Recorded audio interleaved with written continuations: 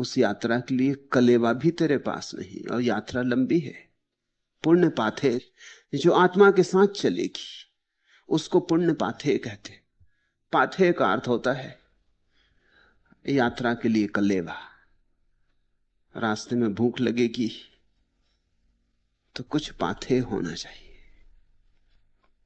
तो बुद्ध ने कहा कि परलोक की यात्रा के लिए तेरे पास कोई पुण्य पाथे नहीं, और अब भी तू जीवन की आकांक्षा करता है, और अब भी तू मांग रहा है कि और लंबा जीवन मिले। इतने लंबे जीवन से क्या पाया? बूढ़ा, काफी बूढ़ा था, 100 वर्ष का होगा। इतने लंबे जीवन से क्या पाया? अब मूढ़ता छोड़। 100 वर्ष में नहीं मिला तो 2-4 वर्ष और जी लेगा तो क्या मिलेगा? 100 वर्ष में गंवाया ही तो 2-4 वर्ष में और थोड़ा गंवा लेगा, और क्या होगा? बुद्ध ने कहा अब जीवन की नहीं, अपनी खोज कर। अब अपनी प्रतिष्ठा कर, अपना केंद्र खोज। उसे खोज जो अमृत है। मौत से जूझने का वही उपाय है। मौत से जूझने का उपाय जीवन नहीं है, क्योंकि जीवन को तो मौत जीत ही लेती, सदा जीत लेती। देखा चिकित्सा शास्त्र ने कितना विकास कर लिया है, आदमी को कितनी औषधियां उपलब्ध हो गई, लेकिन मृत्यु की दर तो 100% की 100% है। जितने आदमी पैदा होते हैं उतने आदमी मरते हैं। मृत्यु की दर 100% ही रहेगी। मृत्यु की दर कभी कम नहीं होने वाली। चाहे दवाएं हो, चाहे आयोजन हो, आदमी थोड़ा लंबा जी लेगा, लेकिन मौत तो आनी ही है।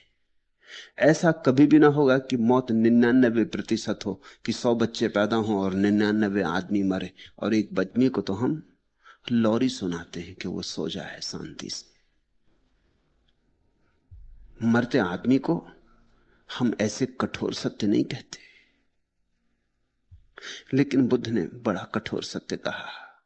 उससे कहा तेरे पास कोई पुण्य पाथे ही नहीं, अपनी प्रतिष्ठा कर, अपना केंद्र खोज, स्वा में रम, प्रज्ञावान हो, अब और मूर्ख मत बन, स्वप्नों से जाग। जीवन मात्र एक स्वप्न है। संत सांत्वना नहीं देते, और जो सांत्वना दे वो संत नहीं है, इसे समझ लेना। हालांकि तुम जिन्हें संत कहते हो वे सांत्वना देने का ही काम करते, और तुम उन्हें पूछते भी इसीलिए हो कि वे सांत्वना देते, तुम्हारे सुख दुख में थपकी देते, तुम्हें भुलाए रखते हैं, भरमाए रखते, तुमसे कहते चले जाते हैं सब ठीक है, घबराओ ना, सब ठीक हो जाएगा। संत सांत्वना देते ही नहीं, संत तो सत्य देते, और सत्य सदा कठोर है। सत्य सदा कठोर है। जब मैं ऐसा कहता हूं तो इसका अर्थ ठीक से समझ लेना। सत्य अपने आप में कठोर नहीं, लेकिन तुम इतना असत्य में जिए हो इसलिए सत्य कठोर मालूम होता है। तुमने अपना सारा जीवन असत्य कर लिया है, इसलिए सत्य की चोट गहरी पड़ती, भिद जाती प्राणों तक। सत्य को तुम सह नहीं पाते, क्योंकि तुमने असत्य को ही सहने का अभ्यास किया है। सत्य तो होता है नग्न, उस पर कोई वस्त्र नहीं होते, और न सत्य कोई मुखौटे ओढ़ता है, और न सत्य तुम्हारे अनुकूल होने की कोई चेष्टा करता है। तुम्हारे अनुकूल तो जो सत्य होगा तो असत्य हो जाए, तुम असत्य हो, तुम्हारे अनुकूल सत्य हुआ कि असत्य हुआ, और सांत्वना तुम्हें उसी से मिलती जो तुम्हारे अनुकूल हो। जो तुम्हारे प्रतिकूल हो उससे चोट लगती। ख्याल रखना, सत्य में कोई चोट नहीं है, क्योंकि तुमने असत्य का अभ्यास कर रखा है, इसलिए चोट है। सत्य जटिल नहीं है, सत्य तो बड़ा सरल है, लेकिन तुम जटिल हो। सत्य तो सीधा साफ सुथरा है, लेकिन तुम बड़ी उलझन और बड़ी गांठों से भरे हो, तो सत्य की चोट लगती है। संत चोट करते, क्योंकि चोट ही एकमात्र आशा है। चोट में ही आश्वासन है, शायद तुम जग जाओ। इसलिए संतों को हम धन्यवाद भी नहीं दे पाते, और जब तक हम धन्यवाद देने को तैयार होते हैं तब तक संत जा चुके होते। जीसस को तुमने धन्यवाद दिया, बुद्ध को तुमने धन्यवाद दिया, हां, फिर मर जाने के बाद तुम हजारों साल तक पूजा करते हो। यह पश्चाताप है, तुम्हारी पूजा पश्चाताप है। तुम पश्चाताप करते हो कि हम धन्यवाद नहीं दे पाए, चूक गए। और यह सदा हुआ है। तुम्हें सांत्वना देता है वह तुम्हारा दुश्मन है, क्योंकि उसकी सांत्वना के कारण ही तुम जागोगे नहीं। उसकी सांत्वना एक तरह की सामक दवाई है, ट्रैंकुलाइजर। अच्छी लगती, मीठी लगती, पर जो मीठा लगता है वो सभी अमृत थोड़ी होता। सच तो यह है कि जिसको भी तुम्हारे गले के भीतर जहर उतारना हो, उसे जहर पर मिठास का लेप करना पड़ता है। सांत्वना मीठा जहर है, मारेगा, इससे तुम जागोगे नहीं। इसलिए बुद्ध पुरुष चोट करते हैं, उनके वचन तीर की तरह छिद जाते हैं। जिनमें सामर्थ होता है सहने का, वो रूपांतरित हो जाते हैं, और जो कायर हैं भाग खड़े होते, वो नाराज हो जाते हैं सदा के लिए। वो फिर कभी बुद्ध के चरणों में नहीं आते, वो कभी उनके पास नहीं फटकते, वो सदा के लिए दुखी होकर नाराज हो जाते, वो दुश्मन हो जाते। तुम जरा ख्याल करना, तुम अपने मित्रों के दुश्मन हो जाते हो और अपने दुश्मनों को अपना मित्र समझ लेते हो। बुद्ध से कभी किसी ने कहा था कि आप इतनी कठोर बातें कह देते हैं, तो बुद्ध ने कहा क्योंकि मैं तुम्हारा कल्याण मित्र हूं। यह बड़ा प्यारा शब्द बुद्ध ने उपयोग किया, कल्याण मित्र। अन्यथा मुझे क्या प्रयोजन है कि तुम्हें चोट करूं?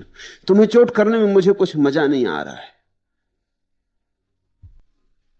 करुणा के कारण चोट कर रहा हूं, कल्याण मित्र। जरा सोचो, ये घटना, आदमी मर रहा है, अभी तो उससे कहना था बिल्कुल ना घबराओ, अभी कहां मौत, अभी तो तुम जवान हो, अभी तो तुम्हारे चेहरे पर कैसी रौनक जवानी की, अभी कहां मरना है, अभी उठ बैठोगे, सब ठीक हो जाएगा, बीमारी है आई है चली जाएगी, घबराओ मत। और तुम्हारा पुण्य तो काफी बड़ा है, इतने बड़े पुण्य से तुम्हारी रक्षा होगी, परमात्मा तुम पर प्रसन्न है। ऐसा बुद्ध कहे होते तो शायद ये बूढ़ा प्रसन्न होता, शायद और दान दिया होता, और 2-4 दिन बुद्ध के लिए निमंत्रित किया होता। लेकिन बुद्ध ने तो बड़ी अजीब बात कही। उस मरते हुए बूढ़े को कहा कि अब तू जीवन का मोह छोड़, मूढ़ता काफी हो चुकी, 100 वर्ष कुछ कम नहीं होते, इतने दिन भटक लिया अंधा होके, अब तो आंखें खोल, इस जीवन में धरा क्या है जिसकी तू मांग कर रहा है? इससे मिला क्या है, मिलेगा क्या, कब किसको क्या मिला है? हाथ आखिर राख से भरे रह जाते। होश को संभाल। बुद्ध कहने लगे कुछ पुण्य पाथे इकट्ठा कर ले, तू बिल्कुल भिखारी है। स्वर्णकार बड़ा धनी था, वो उस श्रावस्ती नगर का सबसे बड़ा सुनार था, सबसे बड़ा सराफ था, उसके पास धन बहुत था। लेकिन बुद्ध उससे कह रहे हैं तू भिखारी है, क्योंकि तेरे पास पुण्य पाथे नहीं, तेरे पास ध्यान तो बिल्कुल नहीं है। ये धन क्या काम पड़ेगा, ये जरा भी काम नहीं पड़ेगा, ये धन तो यहीं पड़ा रह जाएगा। तुझे अकेला जाना होगा, कुछ एक ऐसी बात सीख ले जो तेरे साथ जा सके, कोई तेरे संग हो सके। ना पत्नी होगी, ना बेटे होंगे, ना धन होगा, ना पद, ना ये बाहर से मिलने वाली प्रतिष्ठा होगी। आत्म प्रतिष्ठा कर ले, अपने में ठहर जा, कुछ अपने स्वा को जगा ले, ताकि मौत की अंधेरी रात से तू रोशनी लिए गुजर जाए। एक एक शब्द समझने जैसा है। उससे कहा तू बूढ़ा हुआ, तेरा शरीर पीले पत्ते के समान पक गया है, और अभी भी तेरी वासना जवान की। इसे ख्याल करना, शरीर तो बूढ़ा हो जाता है, वासना जवान ही बनी रहती। और वासना अगर जवान बनी रहती तो तुमने बाल धूप में पका लिए, फिर तुम्हारे जीवन में कोई प्रौढ़ता नहीं है, तुम्हारे जीवन में कुछ समझ, कोई सार जीवन का तुम्हारे हाथ नहीं लगा। तुम बूढ़े तो हो गए लेकिन बचकाने के बचकाने हो। ख्याल करना, संत बच्चों की भांति हो जाते और असंत बचकाने के बचकाने रह जाते। बचकानापन और बच्चों की भांति हो जाने का फर्क ख्याल में ले लेना। बचकानेपन का अर्थ है आदमी बढ़ा ही नहीं, और पुनः बच्चों जैसे हो जाने का अर्थ है आदमी इतना बढ़ा कि फिर सरल हो गया, कि जटिलता की व्यर्थता दिखाई पड़ गई। तो बच्चों जैसा हो जाना तो बड़ा बहुमूल्य है, अमूल्य है, और बचकाने रह जाना बड़ा दुर्भाग्य है। बच्चों जैसे हो जाना तो सौभाग्य है, और बचकाने रह जाना बड़े से बड़ी दुर्भाग्य की दशा है। अब ये आदमी 100 वर्ष का हो गया, ये पीले पत्ते की तरह, जरा सा हवा का झोंका, हवा के झोंके की भी जरूरत ना पड़ेगी, ये गिरेगा, बिना झोंके के भी गिर जाएगा। ये अपने पकने के कारण ही गिरने वाला है। मौत के किनारे खड़ा, घड़ी दो घड़ी की बात है, इस सीमा पर खड़े होकर भी पीछे देख रहा है, आगे नहीं देख रहा। जीवन को जकड़ रहा है, पकड़ रहा है, और थोड़ी देर रुक लूं, और थोड़ी देर रुक लूं।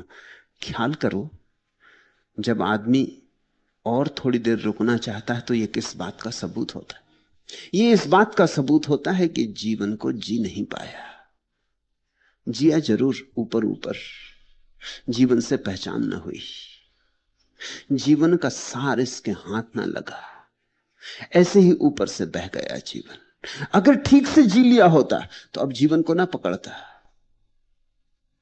अब तो खुशी से छोड़ने को राजी हो जाता, धन्यवाद देता कि चलो ठीक हुआ, एक दुख स्वप्न समाप्त हुआ, एक व्यर्थ की दौड़ का अंत आ गया। और ये भविष्य की तरफ देखता, ये पीछे की तरफ लौट के नहीं देखता। जीवन को पकड़ने वाला आदमी सोचेगा मेरे बेटे, उनकी शादी करनी, उनके बेटों के बेटे, और अब तो पोते भी हो गए और नाती, और सब, इनका क्या होगा? इतना धन कमाया, इसका क्या होगा? क्या करूंगा, क्या नहीं करूंगा? अभी ये मौत बीच में आ गई, अभी तो बहुत काम अधूरे पड़े। वो पीछे लौटता है और पीछे का फैलाव देखता है। स्वभावतः 100 साल में उसने हजारों बातें शुरू की और हजारों बातें अधूरी रह गई। कोई बात पूरी तो कभी होती नहीं, क्योंकि एक में से दूसरी निकल आती, दूसरे में से तीसरी निकल आती, और अधूरी ही रहती। तो 1000 काम अधूरे रह गए। वो चाहता थोड़ी देर और रुक जाता तो सब पूरा कर लेता, जैसे कि कोई कभी पूरा कर पाया है। वो आगे नहीं देखता, ऐसे रोते और झीकते ही मरता है। इसलिए मृत्यु से भी चूक जाता है, जीवन से तो चूका ही, मृत्यु से भी चूक जाता है। अगर तुम जीवन को जाग के देख लो तो भी सत्य उपलब्ध हो जाए, अगर तुम मृत्यु को जाग कर देख लो तो भी सत्य उपलब्ध हो जाए।